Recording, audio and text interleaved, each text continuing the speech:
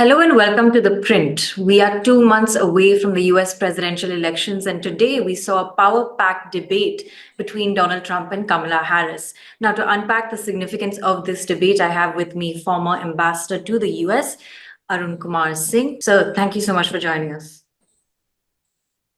Thank you. Yeah, happy to be with you. So, first question, who do you think had the strongest debate performance? So I don't think it's a question of who had the stronger debate performance. I think more important is how does it play out among their supporters and those who haven't quite made up their minds. And obviously the Democrats going into this debate were very, very nervous because in the earlier debate that had happened between President Biden and former President Trump in June, President Biden was clearly seen as not being able to answer the questions cogently. He rambled. And so there was a sense, questions were raised about his effectiveness as a president for a second term. And that had led to Vice President Kamala Harris replacing him on the Democratic ticket. So there was obviously a sense of nervousness as to how she would perform on this platform. And she's participated in debates before, the vice presidential debate in 2020, the Democratic primary debates that had been held selecting the Democratic nominee in 2020. She had also participated in debate when she was a candidate for the Senate as the Attorney General of California. But at this kind of a platform for a presidential contest with the kind of viewership that you're going to have, she had obviously not participated in a debate of that nature. And Donald Trump has done that several times now, in 2016, 2020. And also among Donald Trump's supporters, hardcore supporters, whatever he says, whatever he does, however well he performs, however poorly he performs, doesn't make a difference. They're going to be supporting him. So the Democrats needed to be reassured that the new candidate is able to convey a message of coherence, strength, that they can all come in behind. So and I think they have been reassured after this. They've been reassured after this. Here was the appeal to the independent voters, those who have not made up their minds. And if you see the manner in which the debate was conducted, the kind of pronouncements both candidates made, and the reactions have now come in, I think in the appeal to the independent voters, certainly I think Kamala Harris did better than Donald Trump. You spoke about the importance of independent voters, and as we know with the US election, national polls tell you one thing, but the swing states are where the election is decided.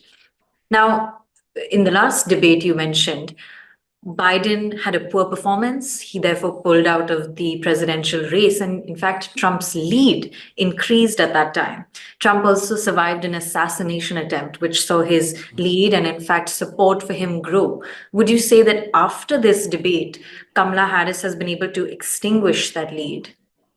We'll have to see. I mean, the polls after the debate still remain to be conducted, and we'll see how that plays out. But if you look at the polls done before the debate, and they show clearly that once Kamala Harris became the candidate for president, the gap between the Democratic and Republican candidates has narrowed considerably. And now it's seen as a race that is neck to neck.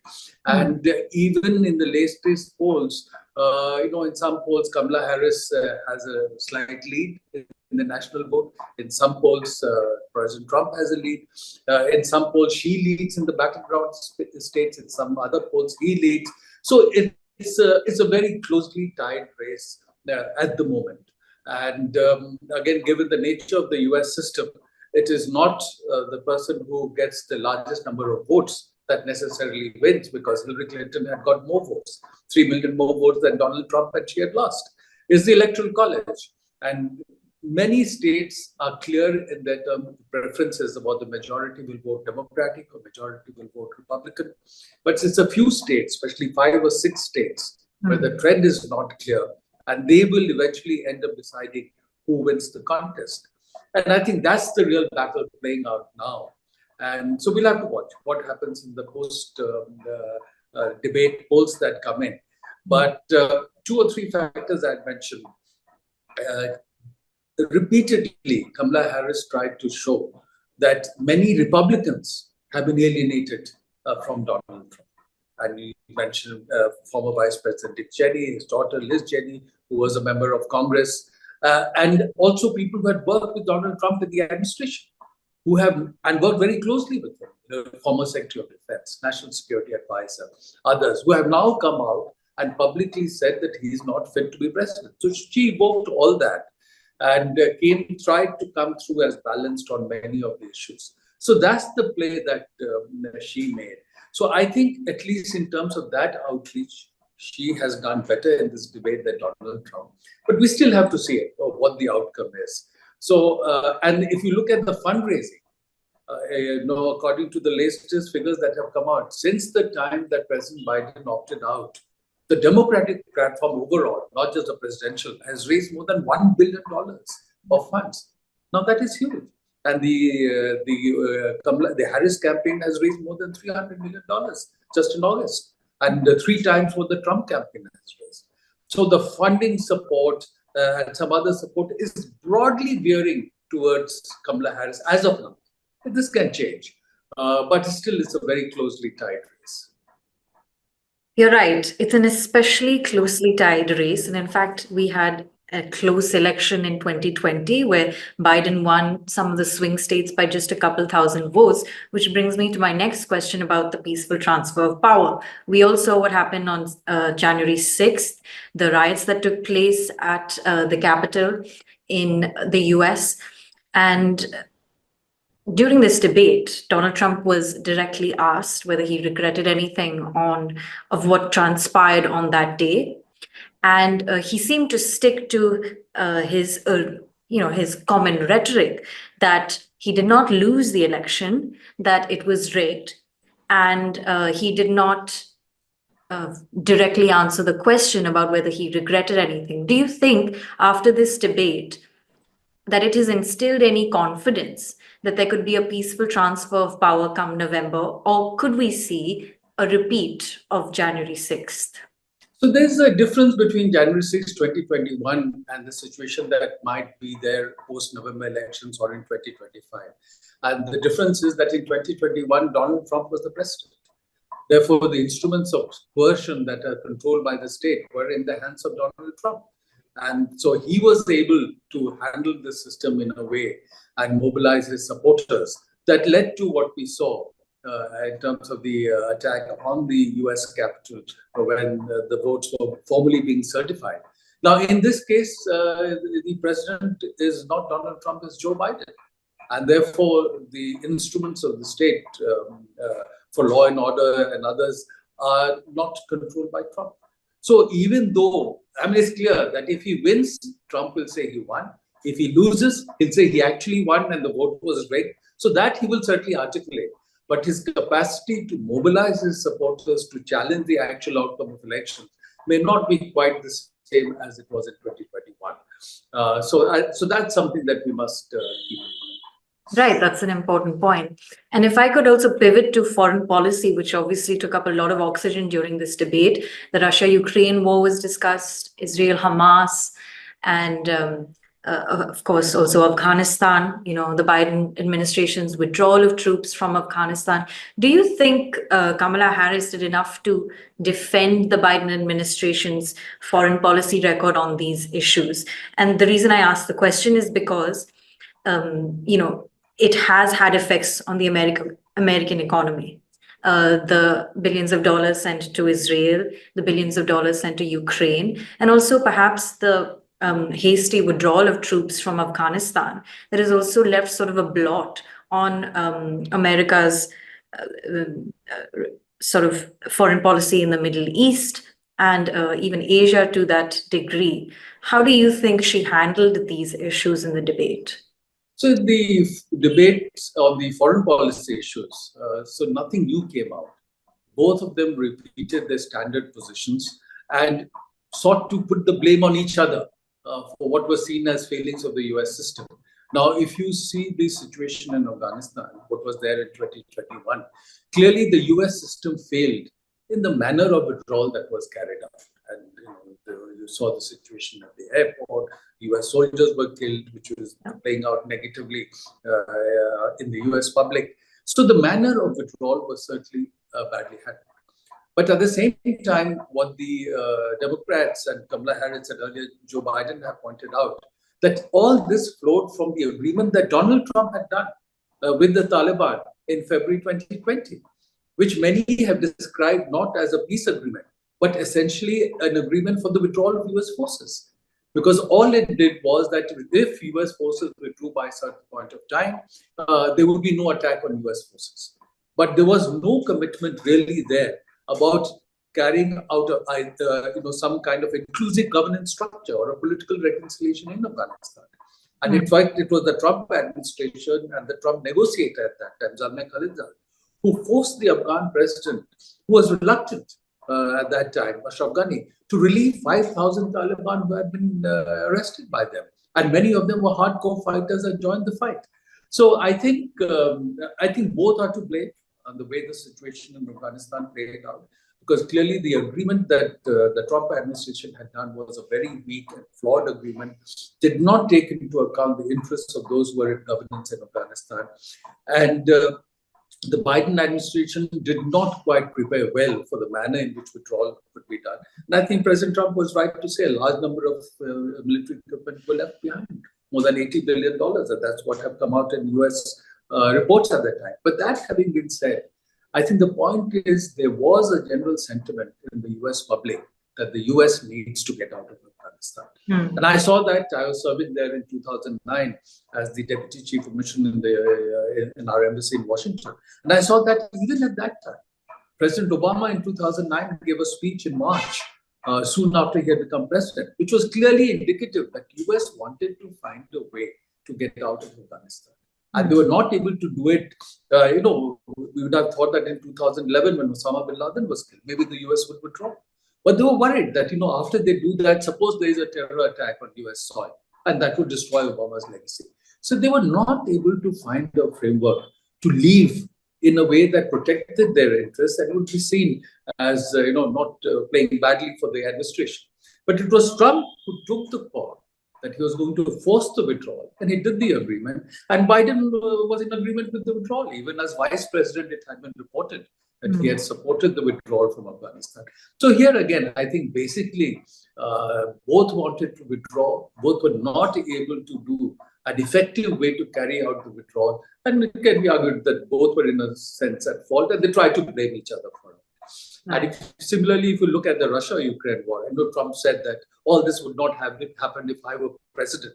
But these are claims that really don't stand scrutiny, because if you remember, when he was president, he had reached out to the DPRK leader Kim Jong-un and said he'd be able to do a deal with Kim Jong-un. Met him twice, and then nothing happened after that. So I think on the foreign policy issue, nobody really was able to show that the other was fault and that they would have done better. Both have made mistakes. But one thing that struck me, which was not there in the discussion on foreign policy, is China.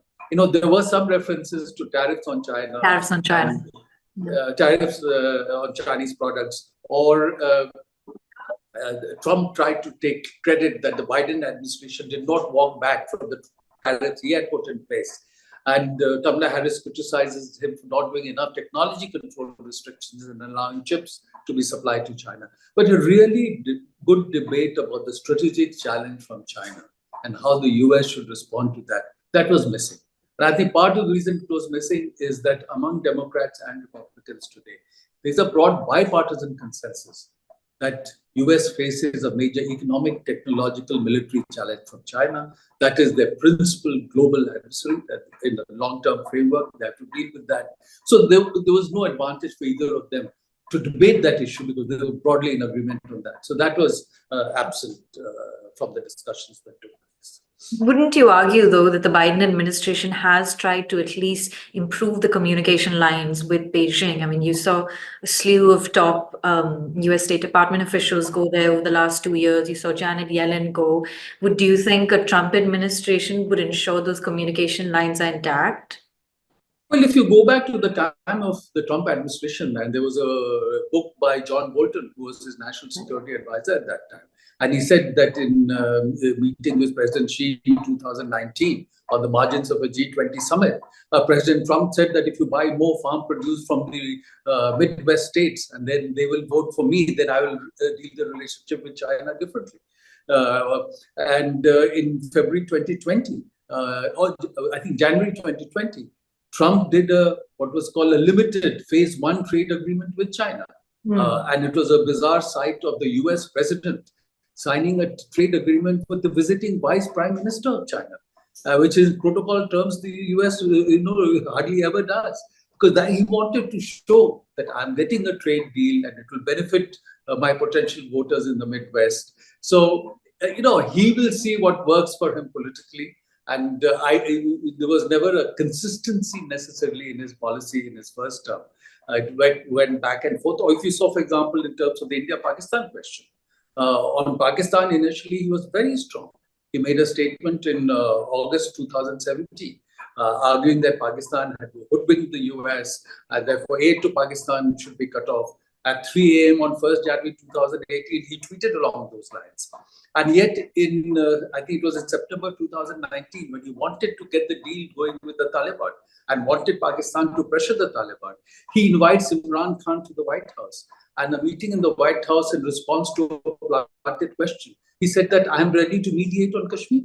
Right. And that the Indian Prime Minister has asked me to mediate on Kashmir, which could just not be true. And the Indian Foreign Minister later had to make a statement in Parliament that there is no truth behind the statement. So here you have a president who is not conditioned by facts in the position he articulates publicly.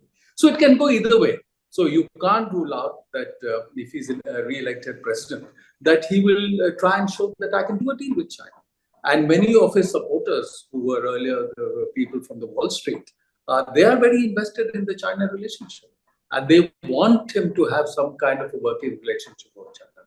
So which way he will balance out may not in reality be very different from what the Biden administration is doing. The optics may be different. I think the main difference one finds the way the Trump administration articulated the last phase and what the Biden administration is doing now.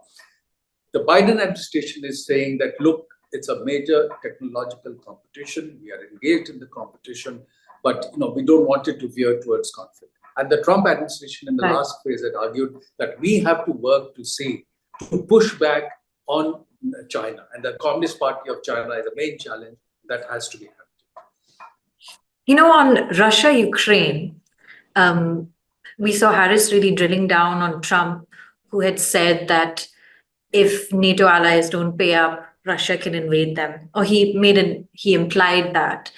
And I think even for those in Europe watching this debate, there's clearly apprehension of what a second term could mean for the future of NATO, what it could mean for Ukraine. And do you think that during the debate, Trump was able to assuage any of those fears coming from Europe? No, I don't think so. And I don't think he intended to. Because he wants to play that he believes in America first. This MAGA slogan of Make America Great Again, that he must look after US interests first. And the allies have been draining the US in a way. And he again raised the issue about his forcing them to spend more on defense, which was a NATO commitment. So I don't think necessarily they would have been reassured by what he said in terms of what his approach would be. But at the same time, we have to keep in mind that although the US president has a certain amount of power, there are limits to his power. And the US Congress, which sees itself as a co-equal of branch of government, is at times able to constrain the US president. And during the first term of President Trump, he wanted to move positively with Russia. And of course, from the Indian perspective, if there is more cooperation between US and Russia, that's something that would be much better for us. Yeah. But when he was seen as moving positively with Russia, the US Congress passed the legislation which is called CATSA, Counting American Adversary Through Sanction Act, saying that anybody does significant purchases from Russia, including on defense, can be sanctioned. And Trump didn't like that. But he knew he didn't have the power to do a veto, it would be overridden by Congress and he couldn't block it. So he signed it. So whether how much he's able to really change policy is something that we will watch. And Europeans, if you see the debate playing out in Europe, there they are saying that, look, whatever be the outcome, Europe must gradually move towards economic, technological, military capacity to have a more independent policy in terms of its own security needs and not just rely on the US. So that's also the debate playing out there. They have their own constraints, their deep divisions in Europe. The economy is in a bad way. So whether they're able to come together for something like this is not assured. Ambassador, last question on Trump's economic policy that he spoke about briefly during the debate. One, we've already discussed his intent to slap more tariffs on foreign countries and imported goods. He named China, but it's safe to say India also has a large trade surplus with the US. So it's safe to say maybe India falls into that basket. Do you think a hawkish Trump economic policy could hurt India-US trade? So we'll have to see. You know, Trump will certainly want to show that he's hawkish on trade, that he's pushing back on the subject of the huge trade deficit that the US has. And so he would certainly want to take a position. At the same time, I think the American system has realized and absorbed that they're in a major technology competition with China. And therefore, to win that competition, they need the partnership with India, another country with 1.4 billion people. So if you see the presence of Indian origin tech entrepreneurs and workers in Silicon Valley, it's huge. If you, the CEOs of Indian origin of major companies in US and the technology sector, it's significant. If you look at what are called global capability centers, there are more than 1,600 such centers in India set up by US and European companies doing cutting edge R&D and technology development work as a part of the global operations of these companies. And 60% of those are American companies. So they realize that to maintain their global competitiveness, they need the partnership with India.